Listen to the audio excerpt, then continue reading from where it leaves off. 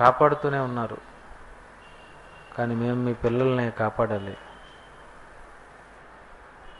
మీ మాటలు మీ పిల్లలకు చెప్పాలి. మీ మనసు మీ పిల్లలకు తెలియజేయాలి. మా నుండి మీరు కోరుకునేది ఇది. మీ నుండి మేము కోరుకునేవి చాలా లెక్కలేనన్ని ఉన్నాయి. అయినా మా జీవితంలో మీరు చేసిన మేళ్ళన్నిటికీ వందనాలు చెల్లిస్తూ మీ పిల్లలకు కావలసిన మాటలు అందించవలసిందిగా వేడుకుంటూ యేసుక్రీస్తు పేరట ఈ ప్రార్థనకు సమర్పిస్తున్నాం తండ్రి. ఆమేన్. ప్రియమైన దేవుని పిల్లరా, ఈరోజు మన పాఠం బాప్తిస్మము పరలోక మార్గమా. బాప్తిస్మము పొందితే పరలోకానికి వెళ్ళిపోతామా? బాప్తిస్మం పొందితే సరిపోతుందా? బాప్తిస్మము పొందినటువంటి వ్యక్తులు గుడికి వచ్చి ఆదివారం రొట్టె ద్రాక్షారసం తీసుకొని పాట ప్రార్థన చేసి కానుకిచ్చి ఇంటికి వెళ్ళిపోతే పరలోకానికి వెళ్ళిపోతారా? ఎందుకంటే ప్రపంచం అంతా చేస్తున్నది, వాళ్ళు అనుకుంటున్నది ఇంతే. బాప్తిస్మం తీసుకున్నాం కనుక గుడికి వెళ్ళాలి. గుడికి వెళ్ళిన తర్వాత పాట పాడాలి, ప్రార్థన చేయాలి, కానుక ఇవ్వాలి, ఆశీర్వాదంతో ఇంటికి రావాలి. ఆదివారం అయితే రొట్టె ద్రాక్షరసం తీసుకోవాలి. ఇలా చేస్తే క్రైస్తవ జీవితానికి సరిపోతుంది. ఇలా చేసిన వారంతా పరలోకానికి ఖచ్చితంగా వెళ్ళిపోతారు అని మాత్రం మీరే కాదు, ప్రపంచంలో ప్రతి మనిషి అనుకుంటున్నది. ప్రతి క్రైస్తవుడు అనుకుంటున్నటువంటి మాటలు ఇవే. అయితే బాప్తిస్మం పొందేస్తే ఇవన్నీ చేసేస్తే పరలోకానికి వెళ్ళిపోతామా? మనం ఎక్కిన ట్రైన్ కానీ, మనం ఎక్కిన బస్సు కానీ, మన ఏ ఊరైనా దిగిన తర్వాత ఎక్కడికైతే వెళ్ళాలనుకుంటామో అక్కడికి మనం సరిగ్గా వెళుతున్నామో లేదో అని చాలాసార్లు చూసుకుంటాం. అంతే కదండి. ఆర్టీసీ బస్సులో అన్నీ ఎర్రగే ఉంటాయి. ఏదైతే ఏంటి 6 చక్రాలే ఉంది, ఎర్రగానే ఉంది. డ్రైవర్ ఉన్నాడు, కండక్టర్ ఉన్నాడు. బస్సు ఎక్కిపోదామని అనుకుంటే కుదరదు. మీరు అనుకున్న గమ్యం చేరడానికి అనుకున్న బస్సు అక్కడ ఉండాలి, అది ఎక్కాలి, ప్రయాణం చేయాలి, దిగాలి, మీ ఇంటికి చేరాలి. ఈ ప్రయాణంలో ఇంత జాగ్రత్త ఉన్నటువంటి ఈ మనిషికి మనం మామూలు ప్రయాణం కాదు మంది. ఈ లోకం నుండి మరో లోకానికి, పరలోకానికి, ఆ పరలోకానికి వెళ్ళాలి అంటే, ఆ పరలోకపు ప్రయాణం చేయాలి అంటే బాప్తిస్మము పొందితే అది పరలోక మార్గమా? ఆదివారం గుడికి వెళ్ళి రొట్టె విరిచి కానుకిచ్చి ఇంటికి వచ్చేస్తే అది సరిపోతుందా మన భక్తికి అని మనం ఆలోచిస్తే ఏది నిజం? బాప్తిస్మము పొందిన మనం ఏం చెయ్యాలి? ఏం చేస్తే గమ్యానికి చేరుతాం అన్నది బాప్తిస్మము తీసుకున్న ప్రతి మనిషి ఆలోచించవలసిన అతి ప్రాముఖ్యమైన సంగతి. మీరు వెళ్ళవలసినటువంటి గమ్యానికి మీరు చేరుతారా లేదా మీరు చెక్ చేసుకోకపోతే, చనిపోయి ఒక్కసారి పాతాళంలోనికి వెళ్ళిపోతే ఇంకెన్నడూ మీరు తిరిగి రారు. వన్ వే ట్రాఫిక్ అది. ఒకసారి వెళితే ఎవరు రారు. మరి వెళితే రానప్పుడు వెళ్ళవలసినది పరదేశకో లేకపోతే పరలోకం అని అనుకునేటప్పుడు మనం అనుకున్న గమ్యం మన భక్తి మనల్ని చేర్చుతుందా? ఇది మనం చూసుకోవాలి. అందరూ వెళుతున్నారు కనుక నేను వెళతాను, ఇది ప్రతి మనిషికి ఉన్న పెద్ద జబ్బు. అందరూ వెళ్తున్నారు కనుక నేను వెళ్తున్నాను, అందరూ చేస్తున్నారు కనుక నేను చేస్తాను, అందరూ వెళ్ళకపోతే అందరితో కలిసి నేను నరకానికి వెళ్ళిపోతాను. అప్పుడు అందరికీ నరకం ఇచ్చేస్తాడేటి? అప్పటికైనా దేవుడికి మారు మనసు రాదా? చూసారా? మారు మనసు మీ సంగతి పక్కన పెట్టి చిట్ట చివరిగా మీరేమనుకుంటారంటే అవసరమైతే దేవుడికే బాప్తీసం ఇచ్చేస్తాం మేమంతా కలిసి.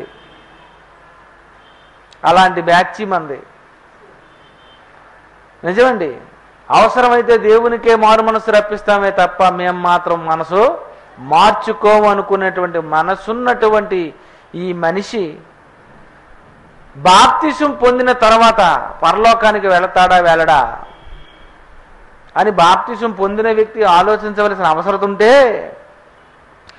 బాప్తిస్మే అవసరం లేదండి, జెండా కింద వెళ్తే వెళ్ళిపోతామండి అనుకుంటున్న కొంతమంది. లేదండి, ప్రార్థన చేసుకుంటే చాలండి రక్షింపడిపోతామండి అని, దేవుని నమ్మితే చాలండి బాప్తిసం పొందకపోయినా పర్వాలేదండి అని రకరకాలైనటువంటి తలంపులలో ఉన్నారు.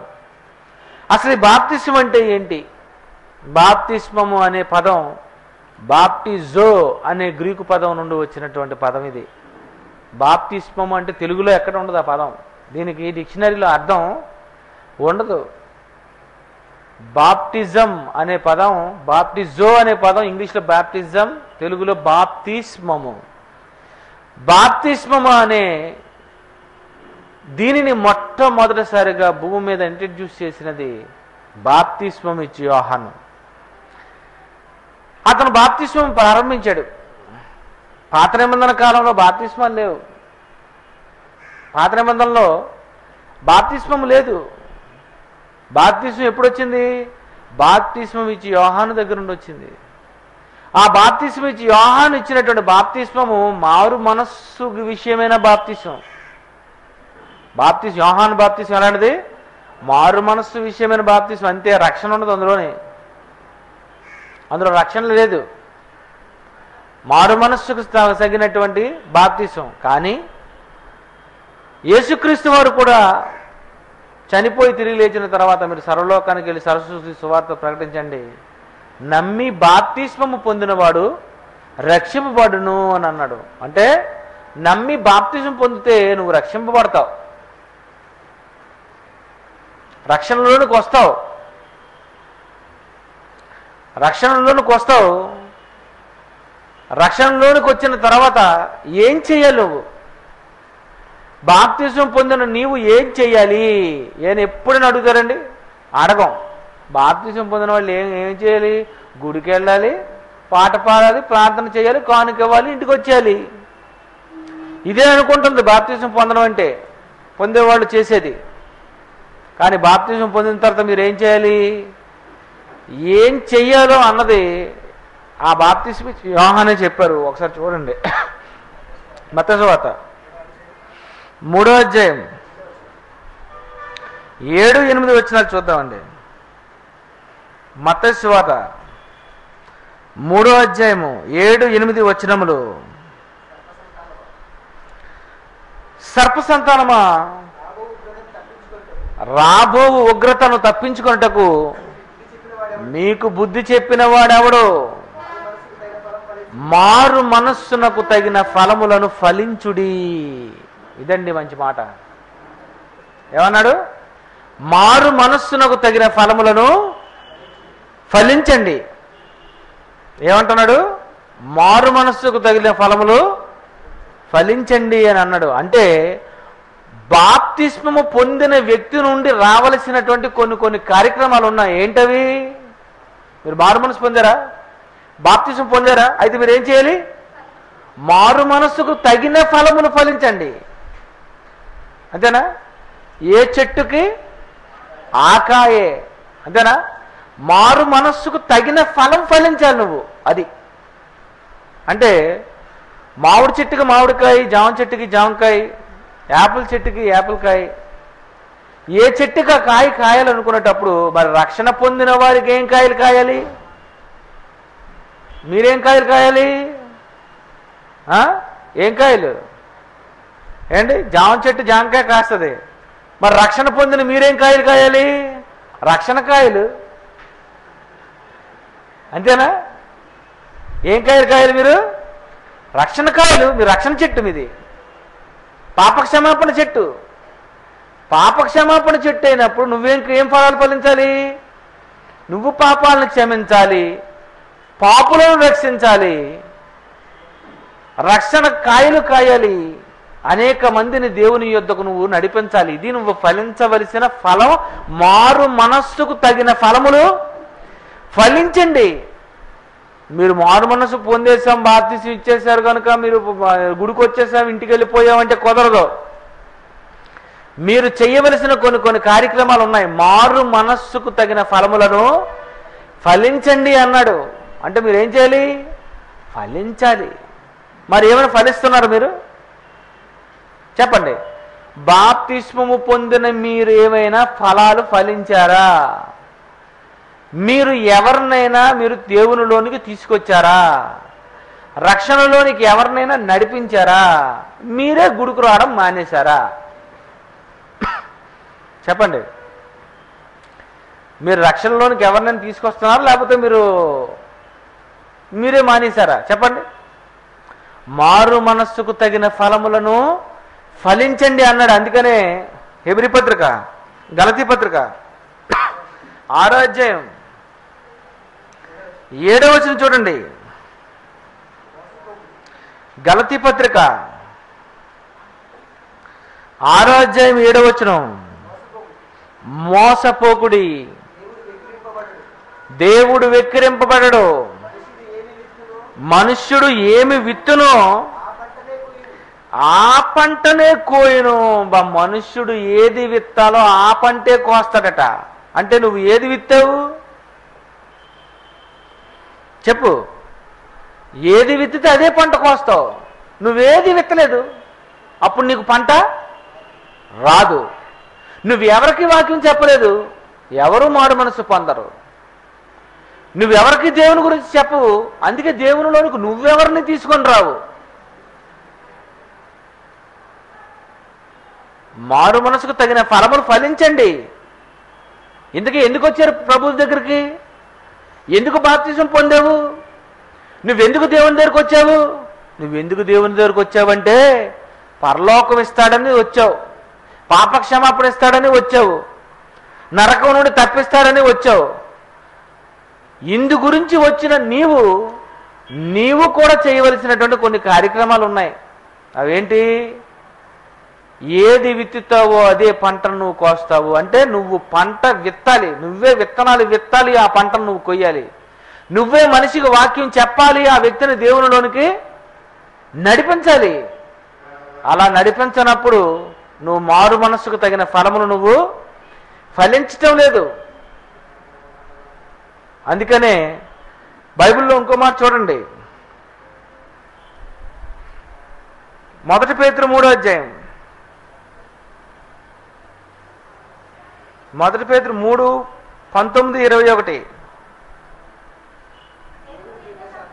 దేవుని దీర్ఘశాంతము ఈయనకు ఇంకా కనిపెడుతుంటే పూర్వపు నోవహు దినములలో వాడ సిద్ధపరచబడుచుండగా అవిధేయులైన వారి యొద్దకు, అనగా చెరలోని ఉన్న ఆత్మల యొద్దకు ఆయన ఆత్మరూపిగానే వెళ్ళి ఆయన వారికి ప్రకటించెను.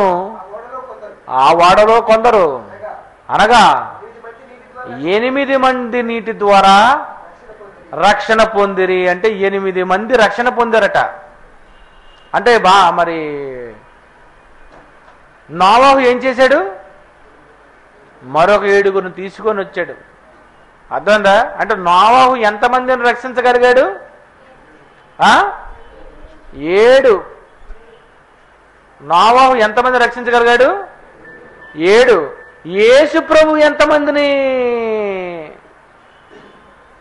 ఏర్పాటు చేసుకున్నాడు? 12 మందిలో ఒకటి మిస్సింగ్. అంటే ఎంతమంది? 11. నోవహు 7 రక్షించాడు, యేసుక్రీస్తు 11 మందిని రక్షించారు. అంటే ఒక మనిషిని దేవునిలోనికి తీసుకురావడం అంత కష్టమా? చెప్పండి. నోవహు గురించి అంటున్నాడు, ఈ తరములో నీవే నీతిమంతుడు అయి ఉన్నావని అన్నాడు. యేసుప్రభు ఎవరు? పాప పరిశుద్ధుడా?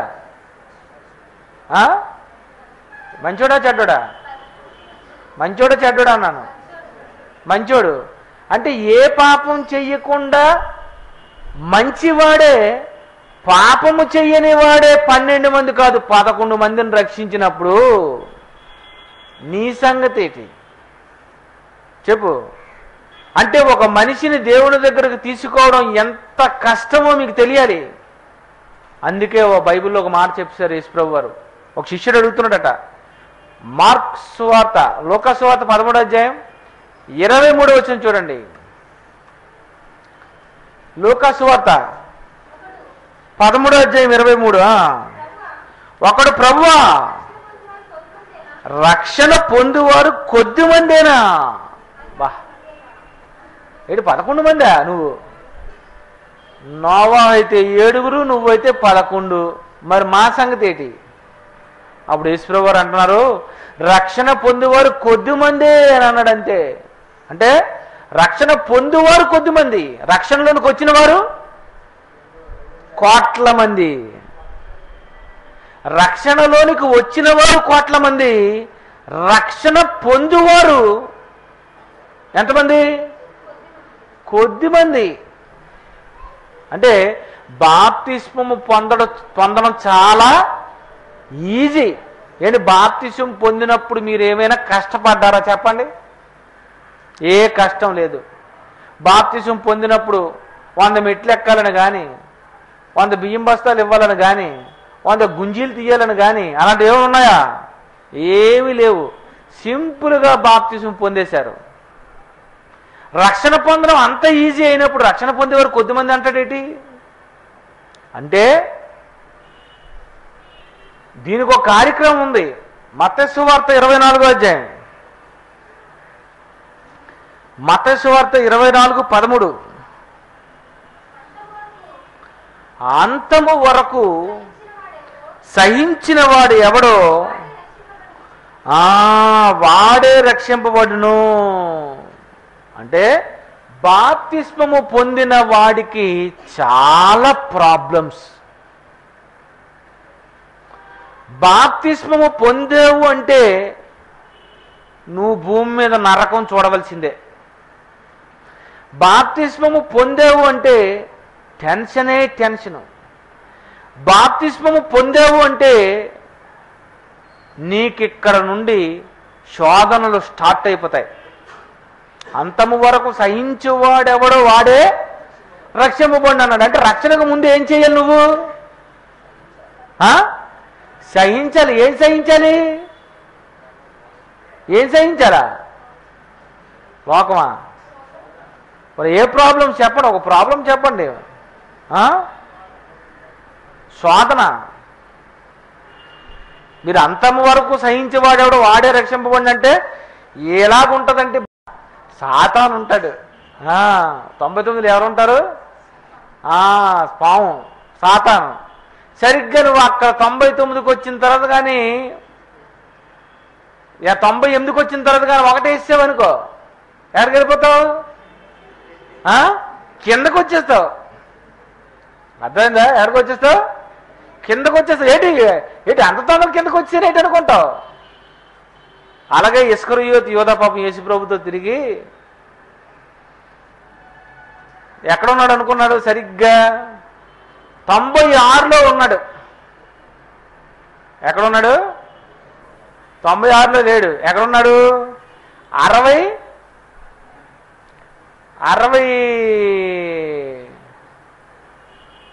99లో 30 తీయండిరా.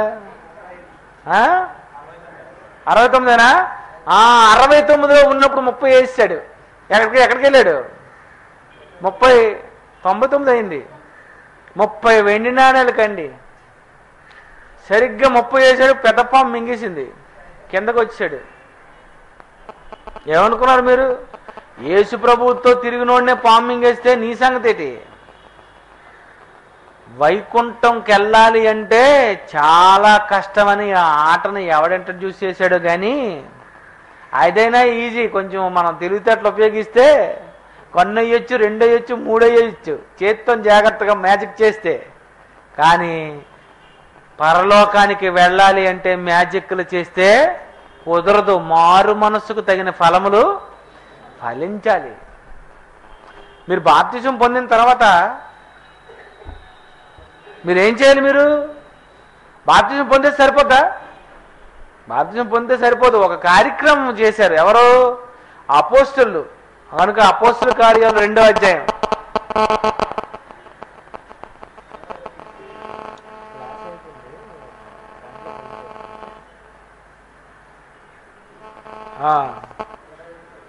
ఏమనుంది?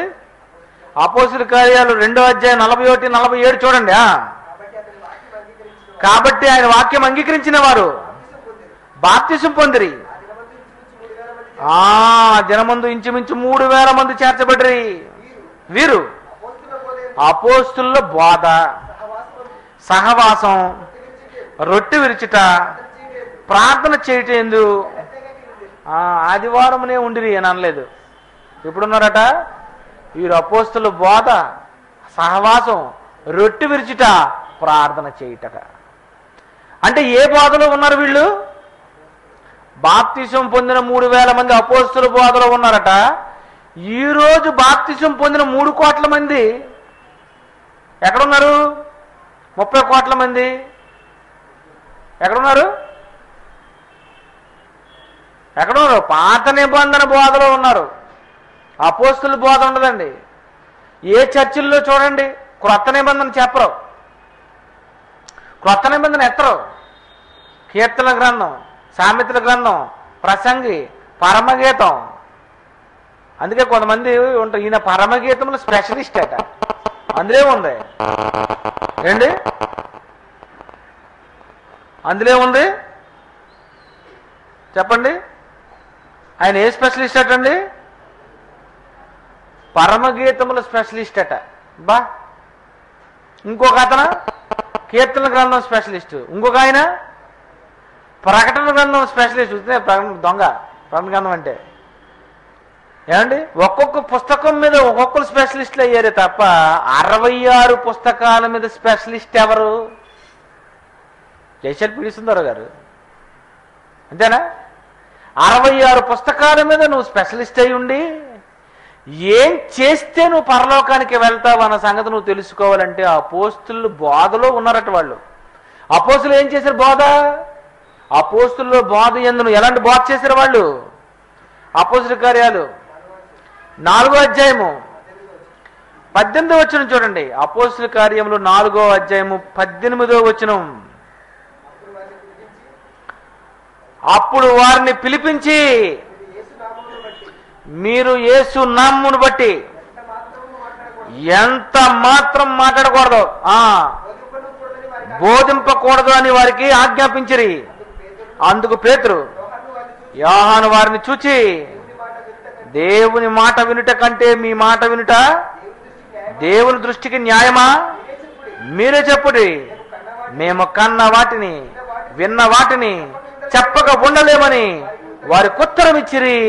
ఇదండి అపోస్తుల బోధ. అపోస్తులు చేసింది అది.